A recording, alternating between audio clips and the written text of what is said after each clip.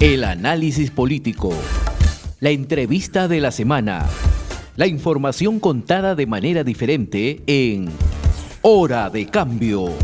Desde estos momentos nos conectamos con el Perú en Hora de Cambio. Si quieres estar bien informado, quédate en Hora de Cambio. Imparcialidad, objetividad al momento de darte las noticias con Hora de Cambio. Bienvenidos.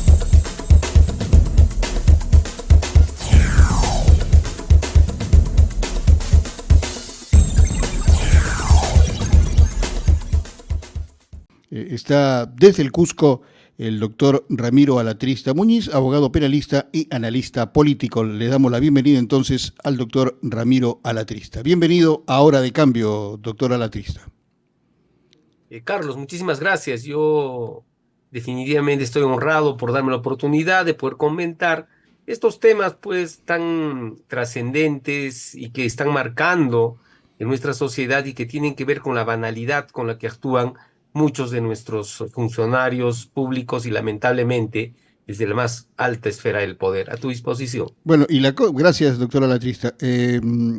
Y la cosa se le complica entonces para la presidenta de la República, porque ella dijo inicialmente que era un regalo o era una joya de familia, era algo legendario en la familia, y un Rolex, el Rolex que ella exhibe, no es tan antiguo como hubiera querido ella, es un reloj que tiene un par de años en el mercado, y se le complica la cosa porque además de repente por desconocimiento no sabe o no sabía que este tipo de relojes, esta marca de relojes se codifican, tienen un código que los identifica, la persona que lo ha comprado, el lugar donde se ha comprado, lo que ha costado, y esos detalles que a lo mejor desconocía, lo cual le complica aún más el asunto desde el punto de vista penal.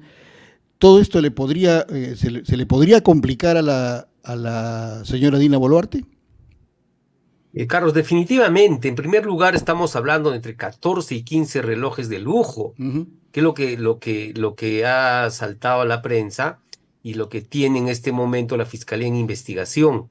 No es un solo reloj. De los 14, 15 relojes de lujo de diferentes marcas, se dice que 3 serían marca Rolex. Y esto es gravísimo por varias razones. La primera es que la presidenta de la República debería saber que un incremento en su patrimonio que supera 2 unidades impositivas tributarias debe ser inmediatamente declarado en su declaración jurada, situación que ella no ha cumplido. Creo, faltado a la verdad ya en varias ocasiones, porque recordemos lo que ella dijo en la campaña y recordemos lo que ella dijo incluso cuando ya era presidenta. Dijo que durante la campaña no tenía ni para la combi, es decir, que no tenía dinero. Por otro lado, ella es una persona que ha sido funcionaria en la RENIEC y su sueldo promedio no superaba los 4.500 soles. Descontando los gastos naturales de una persona y los gastos que tiene que hacer en la familia, ¿de dónde habría para comprar un reloj que puede estar valorado en 24 o 25 mil dólares? Y si hablamos de 14, 15 relojes, estamos hablando de un monto muy alto. Y bueno, como dicen, la mentira tiene patas cortas. Lamentablemente, las iniciales justificaciones que dio parece que no tienen asidero y que en realidad van a terminar complicando aún más a la presidenta Dina Boluarte. Por otro lado, Henry Shimabukuro, financista de la campaña de Dina Boluarte, ya manifestó que durante la campaña ella no pasaba de un reloj de 10 o 20 soles. Más allá de la animosidad con la que declara este señor Shimabukuro, lo importante es que él ha indicado que ha financiado a la señora Dina Boluarte. ¿Y quién es este señor? Una persona investigada por justamente una serie de delitos contra la administración pública. Otra situación y otro detalle que llama la atención es que él indica que dentro de esa forma de actuar de determinados empresarios, la entrega de relojes Rolex era una práctica que realizaba todavía Vladimiro Montesinos y que para evitar la entrega de sumas altas de dinero preferían entregar relojes de lujo o prendas de oro. Es una situación que definitivamente toma relevancia en este momento ante la presencia de estos artículos de lujo que exhibe en este momento la señora Dina Boluarte. La Fiscalía de la Nación, por su parte, ha manifestado que se ha iniciado una investigación a través del área de enriquecimiento ilícito y denuncias constitucionales contra Dina Ercilia Boluarte Segarra, presidente de la República, y por la presunta comisión de 2 delitos: enriquecimiento ilícito y delito de omisión de consignar declaración de documentos por el uso de los relojes antes mencionados. El primer delito está previsto en el artículo 401 del Código Penal y establece que el funcionario o servidor público que, abusando de su cargo, incrementa ilícitamente su patrimonio, será obviamente objeto de persecución penal. Pero la presidenta de la República está en el agravante, en el segundo párrafo, que establece una pena de entre 10 y 15 años de pena privativa de la libertad, es decir, una pena bastante intensa, pero además la inhabilitación conforme al artículo 36 del Código Penal. Si a ello le sumamos el segundo delito que está establecido en el artículo 429 del Código Penal, que establece el delito de omisión de consignar, declaraciones en documentos, y que está descrito como la omisión en un documento público o privado de declaraciones que deberían constar en el mismo, tiene una pena privativa de 1 a 6 años. Tenemos en nuestro sistema penal la regla de sumatoria de penas, y entonces, yendo a los extremos mínimos, tendríamos una pena mínima de 11 años que podría imponerse de acreditarse estos delitos a la ahora presidenta del Perú. El Ministerio Público ha solicitado una serie de informes ya a la presidencia del Consejo de Ministros, entre ellos un informe sobre el presupuesto aprobado para compra y adquisición de artículos que hace uso la presidente, información sobre pagos por todo concepto que ha recibido desde el año 2021 al 2024, copias certificadas de la Directiva 002-2021, copia de las fotografías, registros de videos y otros donde se pueda verificar el uso de estos artículos, de estos relojes de lujo como los Rolex, de acuerdo a las denuncias todavía periodísticas que se han dado.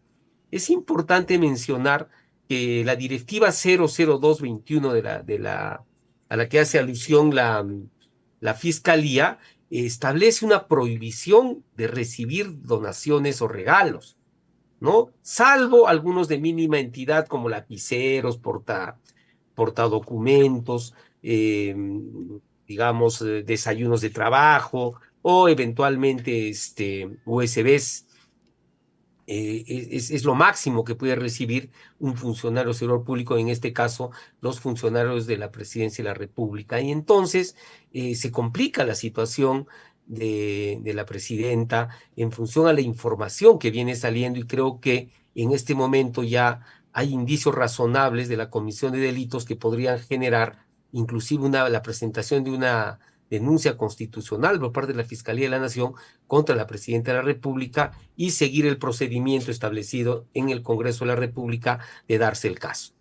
Bien, la Fiscalía de la Nación ha pedido una serie de documentos, como usted bien lo indicó, pero tenemos entendido que la Presidencia del Consejo de Ministros ha pedido algunos días, porque son, dice, muchos los documentos que le están solicitando y que debe transcurrir algunos días seguro para juntarlos, para buscarlos, para ubicarlos y finalmente para hacerlos llegar a la Fiscalía, de donde le están pidiendo estos documentos que seguramente respalden este tipo de compras, como usted bien lo dice, porque es cierto también que estas unidades como la Presidencia de la República tienen un dinero, ¿no? Tienen un presupuesto que les permite pues comprar de repente algunos útiles u utensilios que no solamente usa en este caso la Presidenta de la República, sino que también sirven como obsequios, como para regalos, cuando va a visitar algún país o cuando llega algún embajador, pues se les obsequia seguramente algunos presentes, y esto sale de una caja, vamos a denominar la caja chica, que es de donde proviene este tipo de dinero. Pero se habla también, doctor Alatrista, de que estos relojes podrían provenir de algunos contratistas que, buscando seguramente que conciliar provecho para sí mismos, pues regalan este tipo de objetos. La presidenta desconocería esto porque bien podría haberlos recibido y guardado, declarado y guardado, y usarlos después cuando lo crea conveniente, pero no precisamente en estas presentaciones públicas en donde los hombres de prensa y especialmente los fotógrafos con sus lentes de precisión están siempre pues a la caza de estos detalles que en este caso le van a complicar la existencia, o ya le están complicando la existencia a la doctora Dina Boluarte. ¿Qué es lo que sigue ahora, doctora Alatrista? ¿La Fiscalía va a recibir estos documentos, los va a analizar, después emitirá seguramente un informe? Efectivamente, pero en primer lugar no puede recibir la presidenta de la República ningún regalo de la entidad que hemos mencionado, como un reloj o situaciones que superen un monto mínimo. Lo único que está autorizado a recibir son lapiceros, agendas, USB, situaciones de mínima cantidad. Así los declare. Solo recibir. Así los declare. No, así lo declare, es que no puede recibir. ¿Cómo va a recibir un funcionario público de un particular?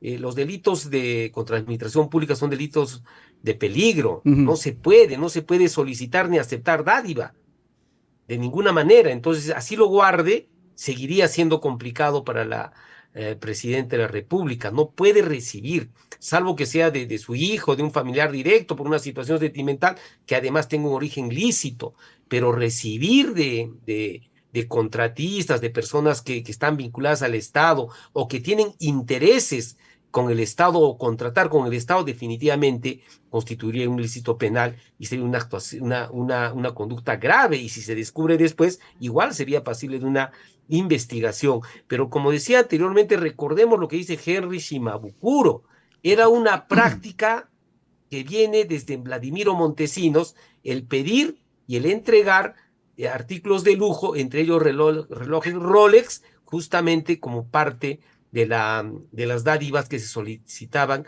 en la Comisión de Delitos contra la Administración de Justicia. Por tanto, no es posible definitivamente que la presidenta pueda recibir estos bienes tan valiosos porque automáticamente entran en conflicto con la función que ella realiza, porque recordemos que es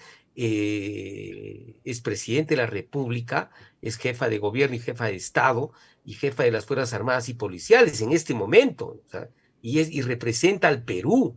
Entonces no podemos de forma alguna hacerlo. Cuando hay un regalo protocolar que se da, digamos, entre jefes de Estado, esto se registra y normalmente queda inclusive en la presidencia de la República, pero que solo recibe y lo guarde definitivamente constituiría también un delito. Con relación a la pregunta de qué es lo que continúa, la Fiscalía de la Nación tiene que recibir esta información, que se tome su tiempo, la presidencia del Consejo de Ministros, pero que no minimice. Creo que el Premier ha cometido un desliz o un error al decir que se ocupan de situaciones mínimas que no tienen trascendencia. ¿Cómo no va a tener trascendencia la conducta de la presidenta de la República, y peor aún si está vinculado a la probable recepción de regalos de tal entidad, situación que creo deben tener cuidado? También el Contralor dijo que no había obligación de declarar, y después se dio cuenta que estaba en error y tuvo que rectificarse, indicando que sí debía declararlos el que superan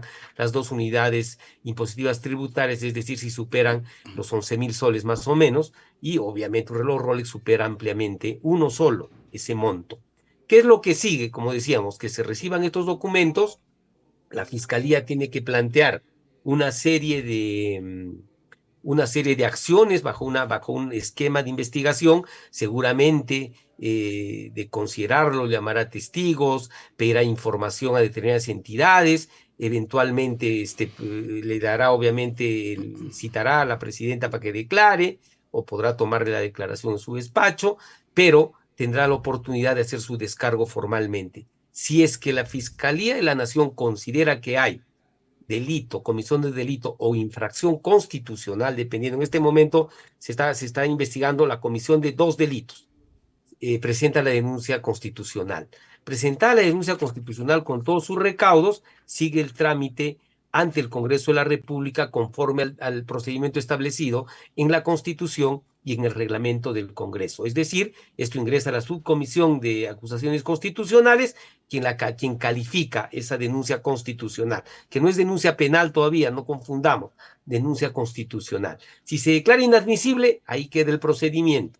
Si se admite y declara procedente, pasa a la comisión permanente donde se evalúa. La comisión permanente puede declararla procedente, improcedente, en cuyo caso se archiva, o procedente, y entonces se ordena una investigación y la elaboración del informe en la subcomisión de acusaciones constitucionales. Esta subcomisión de acusaciones constitucionales notifica al denunciado para que formule sus descargos y presente los medios de prueba que considere pertinentes a su defensa.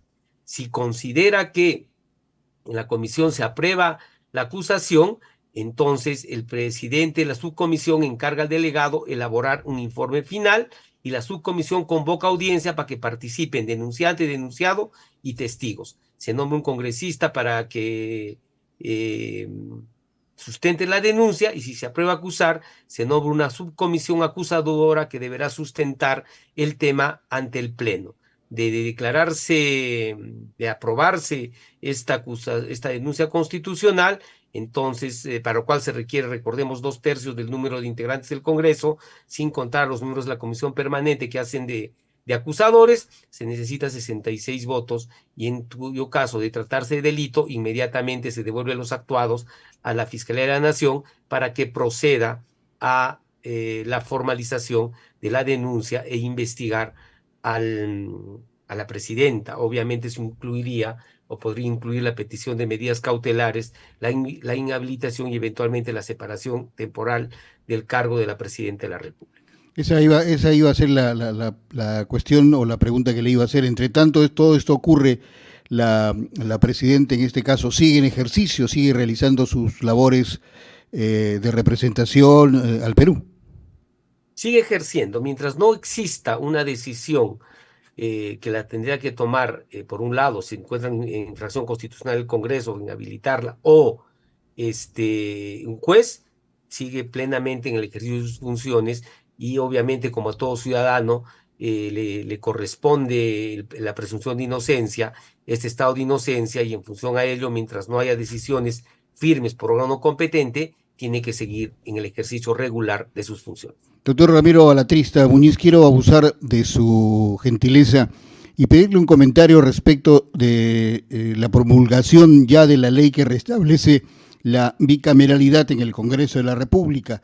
De esta forma se crea el Senado nuevamente y la Cámara de Diputados, fortaleciendo la estructura legislativa. La ley 31.988, Ley de Reforma Constitucional, restablece entonces la bicameralidad y fue publicada ya en el Diario Oficial El Peruano. Para muchos se ha cambiado muchos artículos de la Constitución para llegar precisamente a este punto de la bicameralidad.